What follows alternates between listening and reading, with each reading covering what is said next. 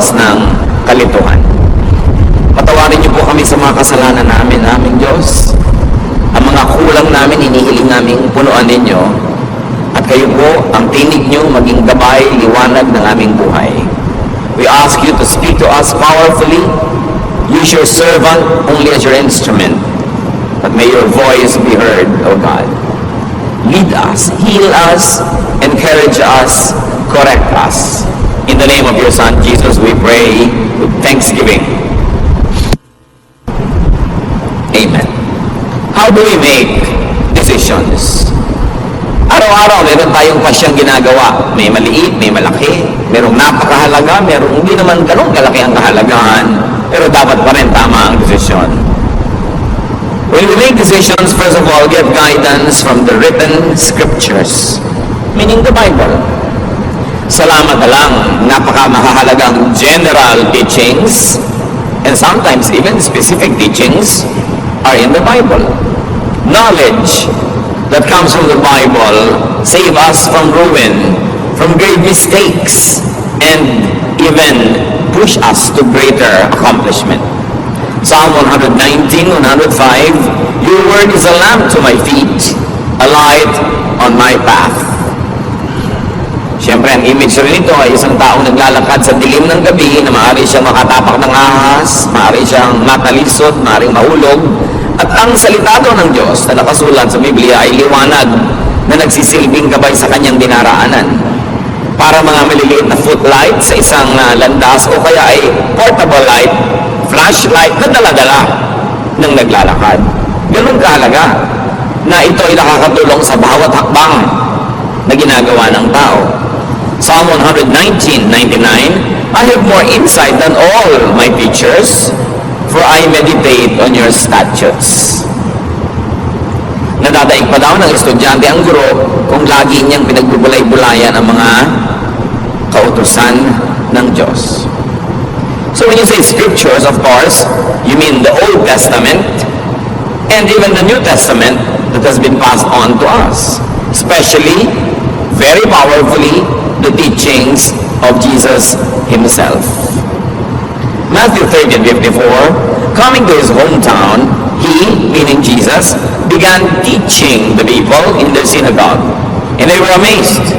Where did this man get his wisdom? They asked. So nakakita sila, nakarinig sa Panginoong Jesus ng mga bagong anggulo ng katuruan, mga bagong husay, bagong galing, bagong kaliwanagan na hindi nila nakita, nadinig sa mga dati na nilang mga guro. Pero ang mahalaga dito, sinasabi that Jesus was primarily a teacher. Kaya ang tawag sa kanya, Rabbi. So dapat siya ang ating number 1 na guro, pamantayan.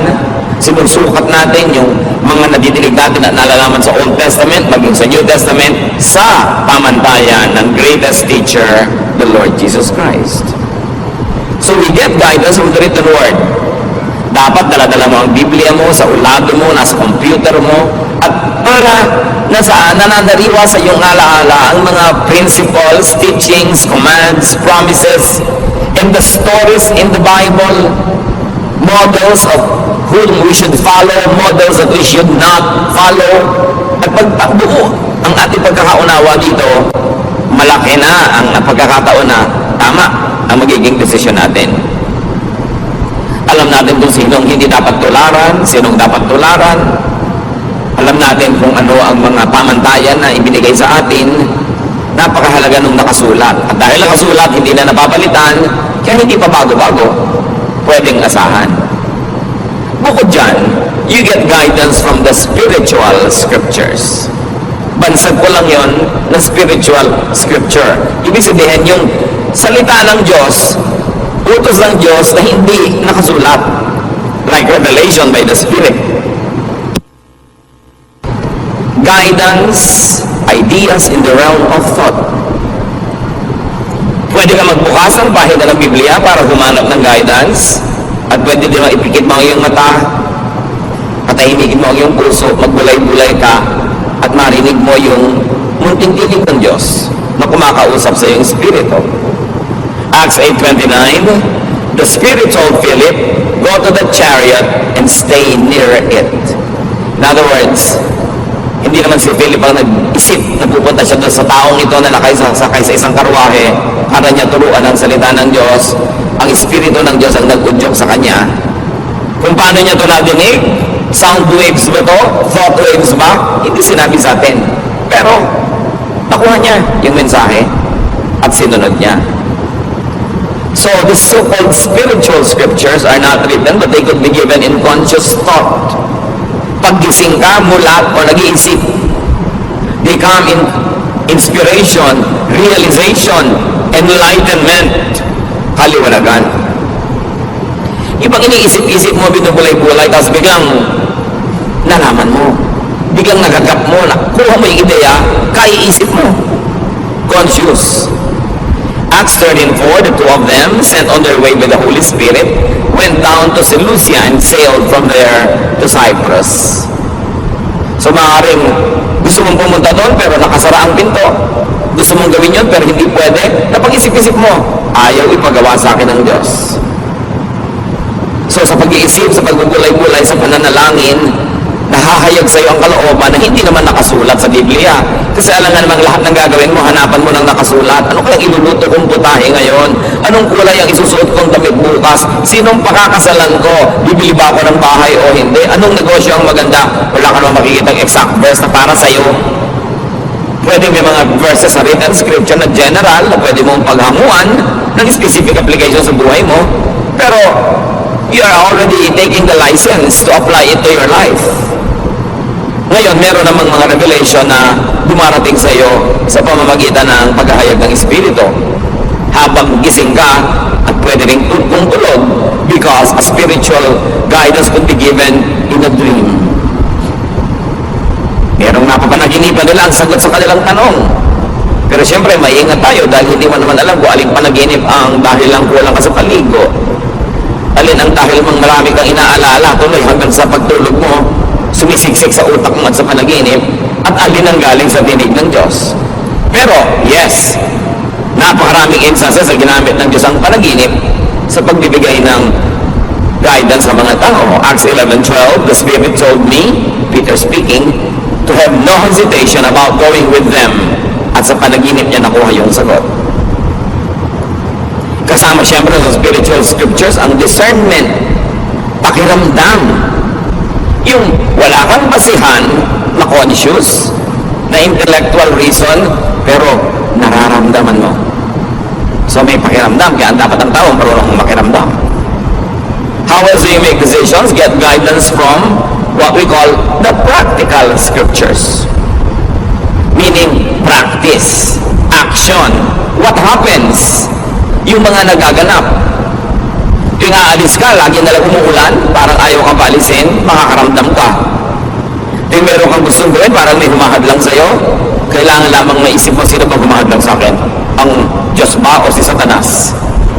Yung gusto mo magturo ng Bible, laging sumasakit ang ulo mo, pero sa ibang araw, hindi sumasakit ang ulo mo. So, baka si Satanas yan, kasi ayaw ka niya maging teacher. O baka may life habit ka na tuwing oras ng pag-Bible study, doon ka talaga sumasakit ng ulo dahil may iniinom ka palang gamot o meron ka pa ng kulang sa tulog the day before. You've got to look at all those. Yung practical reasons, spiritual reasons, and scriptural reasons, titimplahin mo ngayon para makagawa ka ng desisyon. But when we say practical scriptures, we mean supernatural direction or intervention. Yung malinaw na yung nagaganap sa paligid mo in practice, in action, ayun ang kalooban ng Diyos para sa iyo.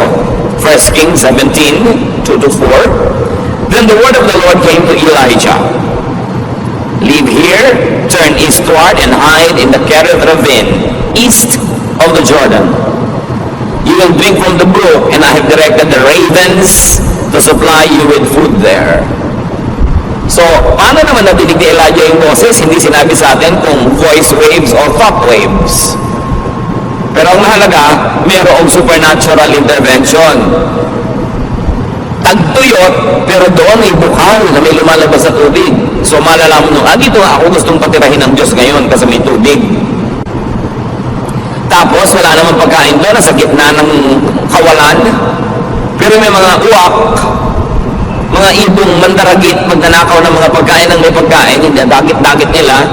Pero itong mga ito ang nagsusupply kay Elijah ng pagkain. Dumadating sila, may dadalang pagkain. Can you imagine itong ibon, hindi niya kinakain yung pagkain. Nandun na sa kanyang tuka.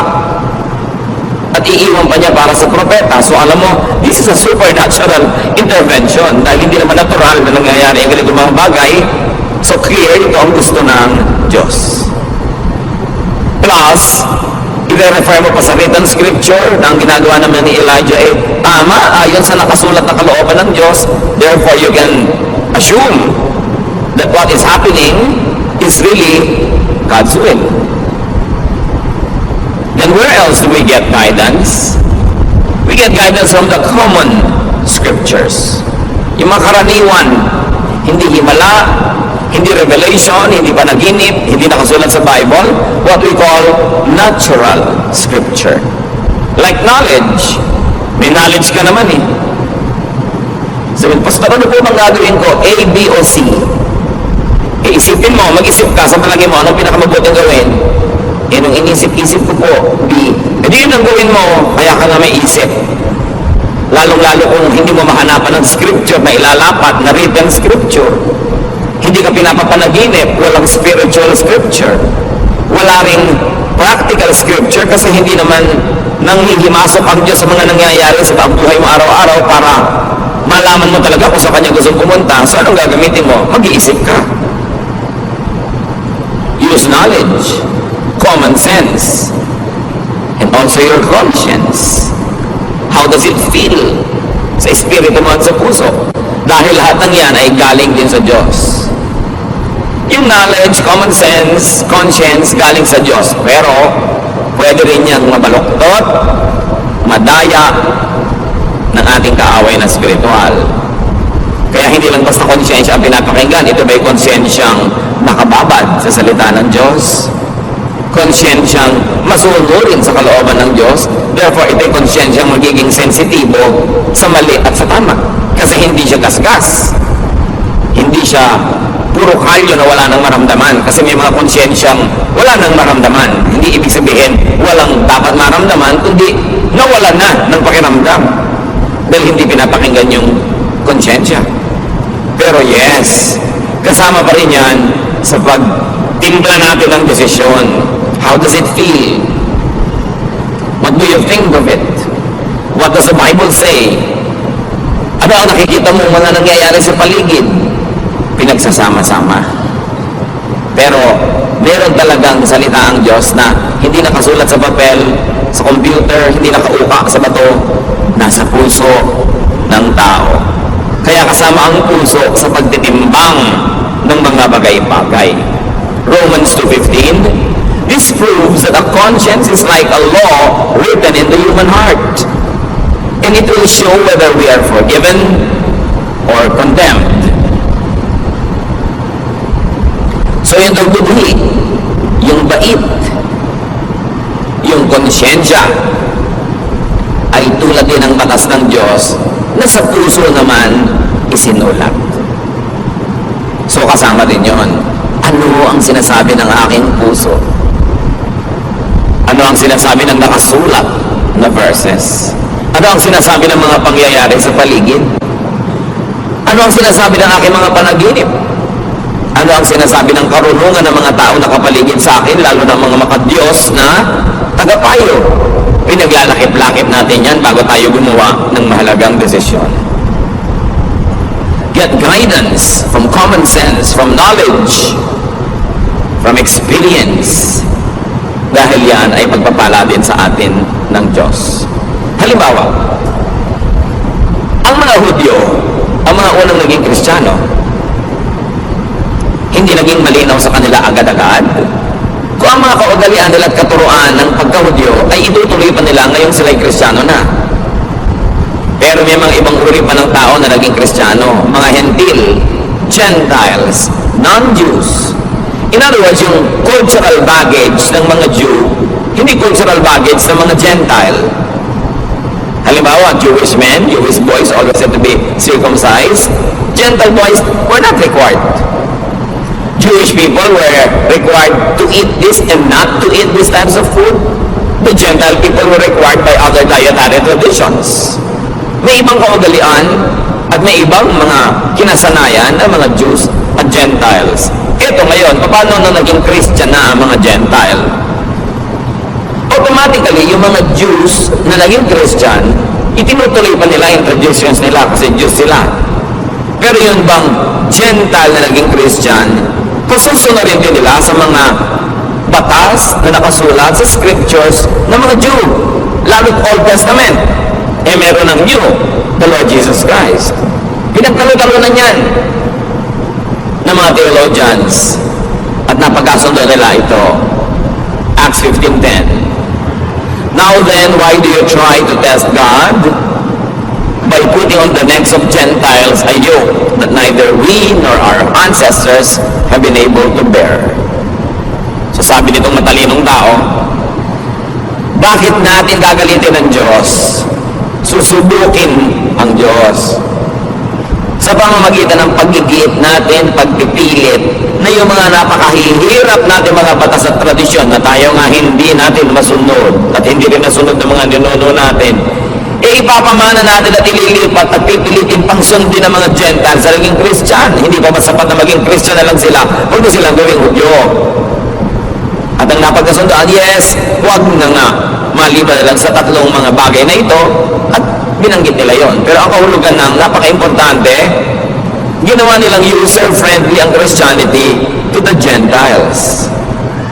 Yung mga hirap na pagsunod sa mga batas ng pagiging Hudyo, di na nila iginiit na sundin din ng mga Gentiles. In other words, sa pagtuturo nila sa mga Gentile Christians, may mga nakasulat sa written scriptures sa Old Testament na nasa tradisyon nila na hindi na nila ipinilit pa na sundin din ng mga Gentiles. So what do we see?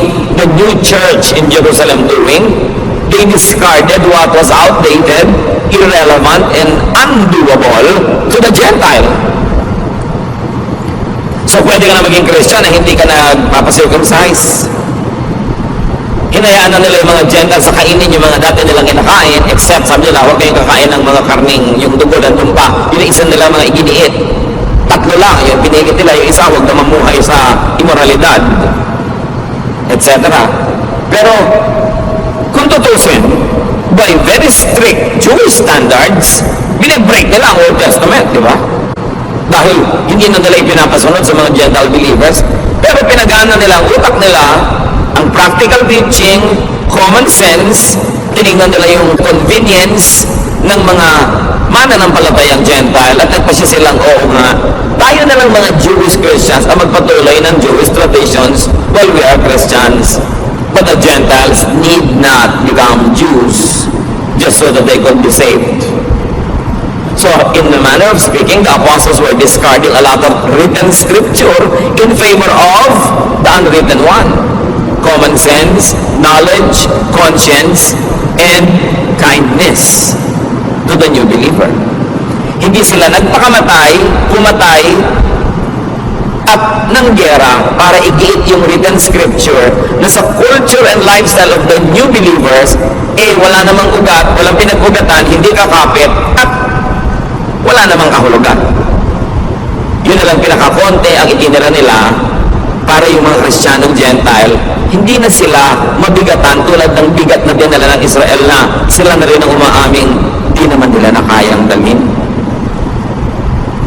Saan pa tayo kukuha ng mga basihan ng pagde-decide? Among the common scriptures, nature. Kailangan marunong ka rin makinig sa nature dahil Diyos ang lumikha niyan. Luke 12:54, he said to the crowd, when you see a cloud rising in the west, immediately you say, it's going to rain, and it does. Yan ang sabi ng Panginoon. Pag nakakita kayo ng senyales sa himpapawirin na may ganitong uri ng ulap, alam niyo uulan, at uulan nga. So, ibig sabihin, pinagbabala kayong mamangka, magbiyahe, maglakbay, huwag nyo na ituloy kasi uulan. Or ituloy nyo, pero maghanda kayo na mababasa kayo sa daan. So, Pastor, ikakasal po ako, gusto ko maging June bride, gusto ko po garden wedding, iha, tag-ulan. Ano Ano ba ang trahe de boda mo? Kapote. Hindi po, yung may mahaba pa ng buntot. Kakalad ka rin may putik dahil gusto mo guardian. Ipag-pray po natin, di po ba mabait si Lord? Ikaw mag-pray mag-isa mo. Tag-ulan, hindi ko sasabihin sa Diyos na huwag niyong paulanin kasi tag-ulan eh. So kahit anong kasal lang gawin mo, ano yung faith mo at binaha yung kasal mo, huwag ka magtampo sa Diyos because you must listen to nature. God is the author of nature. Kahit ka pastor, kahit ka banal, sumakay ka sa barkong sira, lumubog, mamamatay ka. Hindi na dadaan sa kabanalan yung lulutang ka sa tubig. Dahil sabi ng gravity at ng law of buoyancy, lulubog ka. When your weight is greater than the weight of the water that your body displaces. So, lulubog ka. You've got to respect nature. Huwag mong daanin sa dasal. Huwag kang humingi ng himala. Sumunod ka na lang sa nature. Magpakasal ka ng Pebrero, hindi ka nang umulan. At kung talagang sure ka, ayaw mong mabasa yung mga entourage mo, edi indoors, ba't makailangan garden pa? Proverbs 6:6, go to the ant, you sluggard, consider its ways, and be wise. O siya, sabi din sa Proverbs, tingnan mo yung mga langgam. Matuto ka sa kanila. Ang liit ng utak niyan kasi ang liit niya. Yung utak mo ang laki. Pero dapat, matuto ka. Yung mga langgam, pag tag-araw, doon sila nagtatrabaho, doon sila nangungulekta ng pagkain nila, ini-impact nila, para pag nagtag-ulan, nandun lang sila sa mga lungga, tahimik sila. So dapat din, iayos mo ang ginagawa mo ayon sa panahon, sa seasons. Hindi mo makikita sa scripture kung kailan ang magandang date ng pagpapakasal, pero makikita mo sa nature kung ano yung date na bagay sa motif ng kasal mo. Luke 21:29-30. Look at the fig tree and all the trees. When they sprout leaves, you see for yourselves and you know that summer is near. Kahit sa puno, makakabasa ka ng mensahe ng Diyos. Malapit na magtagulan, malapit na magtaginit. Pag wala ng dahon ng puno ng siniguelas, alam mo na kung anong panahon. Pag nagpupulahan ng mga ponsepya, alam mo mangyayari. Nandun yun. Isa pa na pwedeng pagkuhanan ng guidance, common scripture, science. The most useful and practical science, physics. Then you can also learn from chemistry, biology. Medicine comes from that, from a lot of chemistry and biology. May sakit po ang nanay ko, ipag-pray natin. Pinainom mo naman ng gamot. Hindi po, ipag-pray na lang natin. Painom mo muna ng gamot. Ipa-doktor mo. May pinaghihimalaan. Paano hindi paghimalaan ng nanay mo? Di gamitin mo yung natural, available, scientific way para siya gumaling dahil Diyos din naman ang nagsulat ng mga laws of science. 2 Kings 20:7, merong paring mamamatay na. Then Isaiah said, prepare a poultice of figs. They did so and applied it to the boil, and the king recovered. Mamamatay na yung hari, yung pala ang gamot lang naman yung konting mga dinikdik na mga dahon-dahon na itinapal, gumaling. Propeta to ha, hindi niya pinagdasal. Pinagdikdik niya ng dahon because alam din niya yung science of medicine. So kasama sa pagde-decide yun. Ipapagamot po ba namin ang nanay namin o ipapapray? Hindi ko ipapareho. Pero ipagamot mo kasi yun ang sinasabi ng pinakamababaw, pinakauna na pangangatwiran, yung natural. Why go against natural law when you can follow the natural law? Si Timothy, laging sira ang tiyan. Sinabi ba ni Paul, manalangin ka? No. 1 Timothy 5:23, stop drinking only water and use a little wine because of your stomach and your frequent illnesses. So anong bayo ni Paul? Puro tubig kasi pinag-iinom-inom mo, baka may mga butete pa at mga kitikiti. Tumigil ka muna ng uminom ng tubig. Ang inumin mo muna wine kasi may alcohol yan, content, mayroong medicinal content yan, makakabuti sa'yo. So dapat matulong tayong sumunod sa science. Another common scripture that you can ask you to help make your decision is your heritage. Kaugalian, tradisyon, na maraming mga bagong born again Christians gusto agad itapon lahat ng tradisyon. Parang wala namang natututunan mula doon.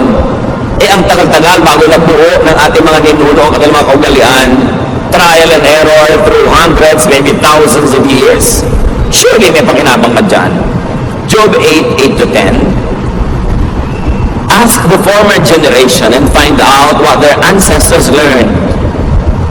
For we were born only yesterday and know nothing, and our days on earth are but a shadow. Will they not instruct you and tell you? Will they not bring forth words from their understanding?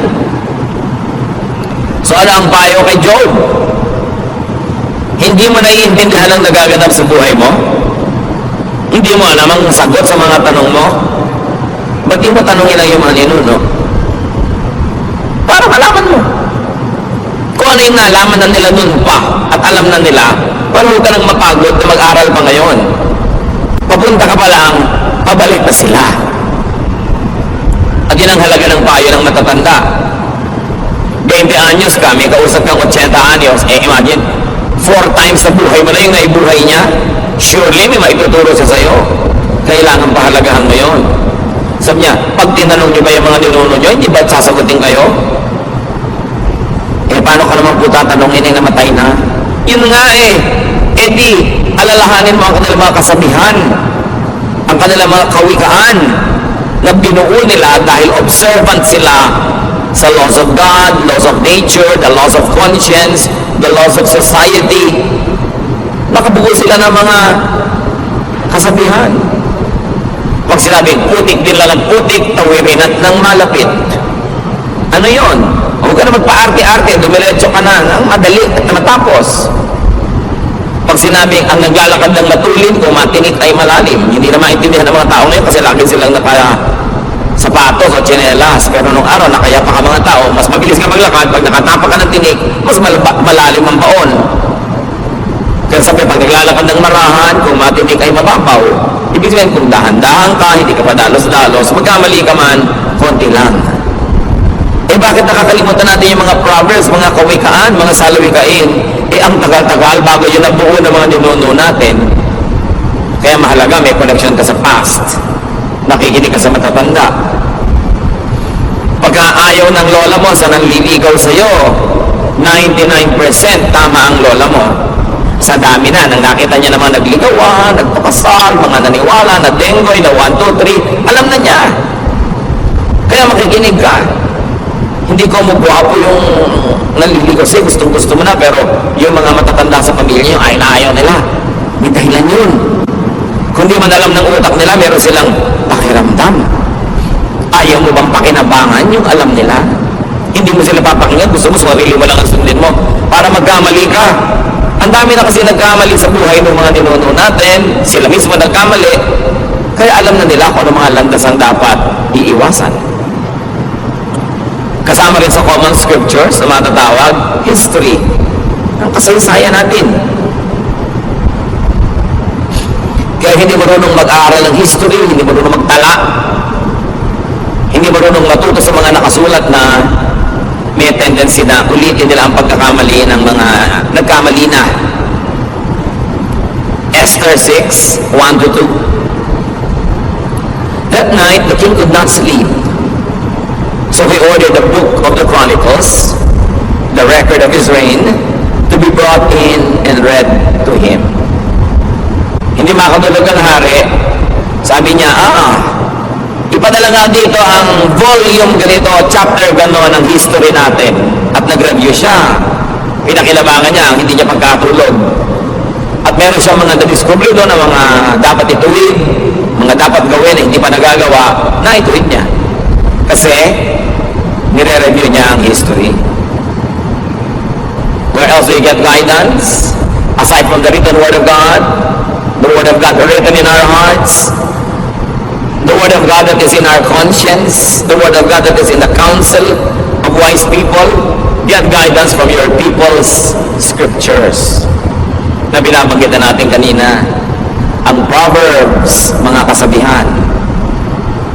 Sa Bible, nandiyan ang Proverbs sa mga Jews, Proverbs sa mga ninuno nila. Meron din tayong Proverbs. At hindi masama, hindi labag sa kalooban ng Diyos na pakinggan din natin ang ating mga Proverbs. Masyado kasing glorified kasi nakasulat, canonized, authorized, yung Proverbs ng mga Jews nandun sa Scripture. Pero meron din tayo. Pakinabangan mo rin yun. yung mga tradisyon, values of your people, the collective consciousness of a nation should be available to you when you need counsel. Anong ginawa ni Solomon? Dahil matalino siya, Ecclesiastes 12, 9 to 10, not only was the teacher wise, but he also imparted knowledge to the people. He pondered and searched out and set in order many proverbs. The teacher searched to find just the right words, and what he wrote was upright and true. So bukod sa matalino si Solomon na lumikha siya ng mga salawikain niya, sinaliksik niya ang mga salawikain ng kanyang bayan. Kinolekta niya ang mga kasabihan ng matatalinong tao, ng mga matatalinong matatanda sa kanyang bansa. At nire-write, inedit, inayos. At yun ngayon ang nababasa natin na Book of Proverbs. Kasi kinolekta niya. Kayo, kinukolekta niyo ba mga sinasabi ng lola niyo? O pinagtatawanan niyo? Kung galing kayo sa mga bayan-bayan, kung saan sa ang sulok ng bansa, kinokolekta nyo ba yung mga kasabihan ng matatanda? Kasi maraming matatanda, sumasa kabilang buhay na pag inilibing sila kasama sa libingan, ang kanilang mga kasabihan, kung hindi nyo na naisulat, wala nang makakaalam. Daang taon, 5 taon bago na-develop yung mga ideas na yon. Alam nyo yung latik na inilalagay sa suman at sa bibingka, yung napakasarap ng mga butil-butil na mga inilalagay sa ibabaw ng kakanin. Siguro sa isang takot na latik, kailangan mo mga 10 nyog para mo gatain. At yung gata, lulutuin mo, ang matitira lang, yung latik na yun. Ganun ang mga kasabihan. Sa konting kasabihan, ang daming karunungan, pag-iisip, pagbubulay-bulay, trial and error ang nasangkot bago nabuo ang mga kasabihan. Tapos mawawala lang dahil namatay yung matatanda. Dapat ingatan. Dapat buuin. Your people's scriptures include living treasures, our elders. Makinig ka sa magulang, sa lola, sa mga tiya. Kahit ayaw mo nang sinasabi nila, pakinggan mo, pag-isipan mo, dahil lalo't na mag-anak ka nila, mahal ka nila sa buhay, magpapayo pa sa'yo, yan ang ikasasama mo. Ano nga naman sabi ng matatanda sa meeting? Halika, payuhan natin yung pamangkin natin ng ikasasama ng buhay niya para magkawasak-wasak siya. Meron kayong ganun? Dapat mo pakinggan. Proverbs 1, 8 to 9. Listen, my son, to your father's instruction, and do not forsake your mother's teaching. They are a garland to grace your head and a chain to adorn your neck. So ang image dito, mga athletes na nananalo sa mga timpalak, mga manunulak, mga namamalagtas, mga tumatakbo, mga kumakarera, na kung nanalo, binibigyan ng bulaklak, inilalagay sa kanilang ulo, mga dahon-dahon, tulad na nasa ulo ng mga makata, o mga bulaklak, o mga medalyang sinasabi sa kanilang leeg. Sabi dito, yan ang halaga ng payo ng magulang. Makinig ka sa tatay mo, makinig ka sa nanay mo, or their equivalents in your life. Kasi makakatulong yan sa buhay mo. So, ilan na ang pagmumulan ng ating karunungan para matimpla natin kung anong gagawin natin sa buhay? The written scriptures, the spiritual scriptures, that's in your heart, your conscience, your knowledge, natural knowledge, sciences, discernment, mga kasabihan, ipapanalangin mo pa, tapos may gagawin ka pa. Di ang dami, sasalain mo siya. Para yung makakalampas lang sa salaan, ang pahalagahan mo. Sa dinami-rami ng written words, sa dinami-rami ng spiritual guidance, mga nangyayari sa paligid, filter everything with Solomon's teachings on meaninglessness. Kung merong salaan ng Old Testament, kung saan mo dapat salain ang mga katuruan, at doon mo sukatin kung mabuti sa iyo, makakasama ba sa iyo, pumunta ka doon sa nagsulat na pinakamatalino sa lahat, si Solomon. So Solomon should be a standard. So sabi ng nanay ko, sabi ng konsyensya ko, sabi ng paligid, sabi ng scripture, sabi ng Old Testament, sabi ng ganitong epistle, sabi ng panahon, sabi ng weather, sabi ng science. Ano nga sabi ni Solomon? Susukatin mo doon. Ecclesiastes 2:16, for the wise, like the fool, will not be long remembered. The days have already come when both have been forgotten. Like the fool, the wise too must die. So nagkakamatayan din lahat ng tao, matalino't hindi. So sabi ni Solomon, anong mahalaga sa buhay? Ecclesiastes 3:12, I know that the best thing we can do is to always enjoy life. So ito sabi ng panaginip mo, ito sabi ng verse, ito sabi ng matatanda. Ngayon, ang ending is, sabi mo, nakaka-enjoy ba sa buhay itong gagawin kong desisyon? Kasi sabi ni Solomon, ang pinagkalooban ng Diyos sa pinakamataas na talino, dapat enjoy ka. Nagpakabayani ka, nagtanim ka, hindi ka nagtanim, nagpakatalino ka, hindi ka nagpakatalino, mamamatay di kayo lahat. Sabi ni Solomon, pare-pareho lang kayo magbubulok. Therefore, pahalagahan mo ang buhay. Dapat mahalaga bawat sandali, mahalaga bawat yugto, at dapat nag-enjoy ka sa ginagawa mo. Okay, tutulong ka kay ABC. Sino naman ang pinaka-enjoy ka? Si B. Hindi lang tulungan mo kasi hindi mo pwedeng tulungan lahat sabay-sabay. So kasali ka rin. Dapat meron ka enjoyment. So itatanong mo sa buhay mo, enjoyable ba? Okay, balik tayo kay June Bride. December pa lang, pinaplano niya yung June wedding. Pero tag-ulan, tag-bagyo, itatanong mo na sa sarili mo, mag-i-enjoy ba ako mula Enero hanggang Mayo na isip kung baka bumagyo sa wedding day ko? Anong obvious answer? Hindi ka mag-enjoy kasi mag-aalala ka. Therefore, wag na lang June, nakakuha ka ng payo. Sinala mo kay Solomon. Okay, ang gwapo-gwapo nito naliligaw sa akin, pero ubod ang tamad. Pero pag niyayakap niya ako, nakakalimutan ko na ang lahat. Pero ang point, mag-enjoy ka man, nakasama mo buong buhay ang batugan na yan. Gano'ng katagal mo at kadalas mo gustong mayakap ka maghapon? Kung maalinsangan, maiinis ka rin yan. Mag-enjoy ka ba? So, naisip mo yan. May mga magtatanong, saan chance po kaya ako mag-a-attend? Doon sa very conservative, sa hindi conservative, sa gitna. Saan ka mag-enjoy? Ano bang pagkatao mo? Gusto mo ba yung masaya? December na lang kung magpapakasal? May pangalawa pang tanong, is it loving? Magiging mabuti ka ba sa pakakasalan mo? Makakasagabal ba yung wedding mo sa kanilang Christmas traditions ng lahi nila? Mabuti ba na gawin yun sa ganung panahon? Magiging maibigin ka ba to everyone involved? Pag sabi mo, yes, it will be very loving to them, then go ahead. Pero pag sabi mo, teka, hindi, magiging malupit sa iba. Pinipilit ko lang, pero actually may magsasuffer. Then you know how to decide.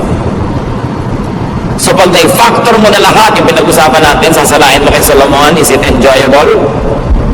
At sasalain mo kay Jesus, is it loving? Is it considerate? Is it kind? Then you will know where to stand. John 9:14-16. The day when Jesus made the mud and healed the man was a Sabbath. So the people took the man to the Pharisees. They asked him how he was able to see, and he answered, Jesus made some mud and smeared it on his eyes. Then after I washed it off, I could see. Some of the Pharisees said, this man doesn't come from God. If he did, he would not break the law of the Sabbath. Others asked, how could someone who is a sinner work such a miracle? Since the Pharisees could not agree among themselves, etc., etc. Ano yung issue? May written law. Di ba doon tayo kukuha ng guidance sa written law? Written scripture? Walang magtatrabaho sa Sabbath.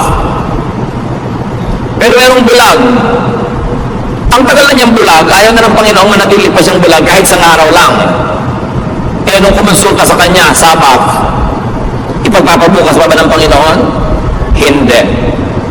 Gumawa siya ng putik, tinapal niya sa mata, nakakita yung mata, kumalat ang balita, nagtrabaho si Jesus ay Sabbath. He broke the law. He broke the written scripture. Pero bakit pwede gawin ni Jesus? Kasi ang nangibabaw yung bagong scripture niya, the commandment of love. Alam niyo ba na maraming relihiyosong tao malupit sa kapwa-tao, lalo sa kapwa-believer, kasi ang pinanghahawakan lang niya, written word. Sabi ng verse na ganito, batuhin ka namin. So babatuhin nila yung babaeng caught in adultery. Pero ibinabato ba ni Jesus? No. Essentially, nag-break din yung law na nagsasabing batuhin ang babaeng nagko-commit ng adultery. So again, the law of Jesus prevailed over the written law. Kaya pwede ba namin patugtugin itong lalaking ito na may hikaw? Bakit? May verse ba na nagsasabi hindi pwedeng tumugtog ang lalaking may hikaw? Pero di po kami sagwa, tsaka sign of slavery nung araw, bla bla bla bla bla bla. Pero teka, ano sinasabi ng law of Jesus dyan? Titigilin ba natin siya? So may pumipigil, may hindi. Depende kung anong scripture ang pinangahawakan. Maybe scripture of church tradition against the scripture that is written, eh wala naman talaga nakasulat tungkol sa hikaw na yun. So, nagkakaiba-iba ng pagbasa. Pwede ko po bang payagan itong babaeng makasalanan na ito na umattend sa church? Eh teka, hindi ba sabi ni Jesus, I came to seek and save the lost? Eh lost nga yan, eh ba't ko pagpapawalan? Eh di ba nakasagwa naman para tayong konsentidor, pinapa-attend natin, blah blah blah blah blah blah. Pwede bang sumali sa Lord's Supper ang isang makasalanan? Eh pagka hindi mo pinasali lahat ng makasalanan, sinong matitirang kakain dyan? Mga ibis. So iba-iba mga kapatid ang attitude ng mga leaders, mga pastors sa mga churches. Kasi saan ba nakahawak? Doon lang ba sa written word? Si Jesus nga, diniscard niya yung mga written word ng Old Testament para manaig ang bagong command, the command to love. Meron din mga tradition sila, hindi pwedeng makihalubilo ang mga banal na tao sa mga makasalanan. Tapos ang laging kahalubilo ng Panginoon, mga makasalanan. Pero sabi ni Lord, well, I am a friend of sinners. At ang tanong ng mga religious leaders, bakit yung boss niyo, friend of sinners? Di ba dapat umiwas siya sa mga yan? Pero yun ang talagang laging kasama ng Panginoon. Maraming law sila about fasting, but the Lord hardly fasted except on one very famous occasion, yung 40 days na sinasawag. Tapos nag-criticize siya, sabi niya, well, nandito pa ang inyong Lord, so bakit kayo magpa-fast? Magpasa lang kayo sa ibang panahon. Pag sobra ka naging technical, lagi ang pinanghawakan mo yung written verse, lalo Old Testament pa yon, o kaya galing sa mga striktong mga alagad ng Panginoon na mas stricto pa kaysa kay Jesus, magiging stricto ka rin. It's your choice. Pero sasalain mo kay Solomon, enjoy ba yan? Okay, camp ng mga kabataan, bawal mag-shorts, tag-araw, enjoy ba yan? Ang init-init. Magsuswimming ang mga young people sa beach, dapat nakapantalon, tapos papatungan mo pa ng palda, tapos saka long sleeve ka pa, at magkakapote ka pa, para walang makita ang bahagi ng katawan mo. Hindi sa bahay ka na lang maligo. So ang tanong, enjoy ba yan? Loving ba yan? Saan nakahawak ang verse? May hawak ang verse kaya pagpipilitan niya, pero doon ka lang ba talaga kumukuha? Samantalang si Jesus, si Solomon, nagsabi na mag-adjust kayo. Sinasabi, makinig kayo sa payo na inyong mga magulang. Lahat pa ng payo ng magulang nyo, verse. Dahil kumukuha sila doon sa unwritten verse. Common sense, experience, tradition. Si Solomon, nang molekta ng mga salawikay ng mga matatanda. Yung ba mga salawikay ng bayan niya, galing sa bibig ng Diyos? Written word ba yun? No. But it came from wisdom. And wisdom comes from God. Therefore, it becomes useful. So you must contextualize. Hindi ko mo may verse, bulag mo nang i-apply sa buhay ng iba. Samantalang yung sumulat at yung sinulatan, sila yung nag-uusap no, nakikibasa ka lang ngayon, ikaw ba yung kausap para i-apply mo agad sa buhay mo? Siyempre pwedeng i-apply yan, generally speaking, kaya nga merong saysay at may halaga sa atin. Pero kadita-detalyehan, kalit-liitan ng sabi ni disciple na ganito, kay babaeng ganon, ikaw ba yung kausap? Kailangan ka bang sumangkot sa usapan na yun at yung buhay mo mawala ng enjoyment o mawala ng love? Kaya mahalaga sinasala. kay Solomon at kay Jesus. Get what Scripture meant to and for the original recipients. Maraming utos sa Biblia, may kausap.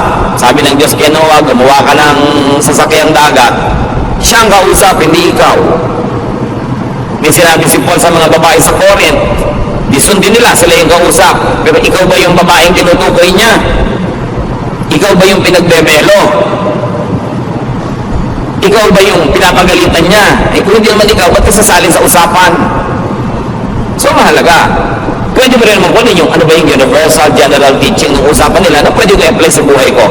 But for you to apply every detail of what person A told person B in the Bible, you will end up being oppressed.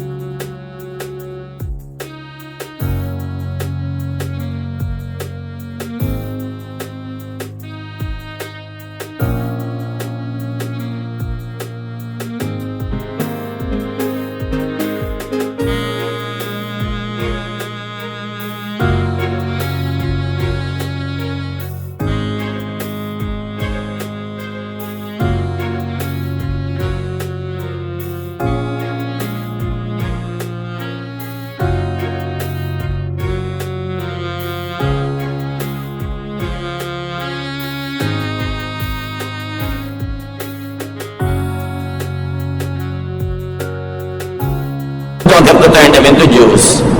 Laws have to be rewritten. Ganon din sa buhay natin bilang mga mananampalataya. Hindi laging dapat mong ikulong ang sarili mo doon lang sa sabi ng verse. Kasi maraming mga pagkakataon ngayon na hindi naman na-anticipate at hindi kasali sa naging usapan ng mga nasa verses.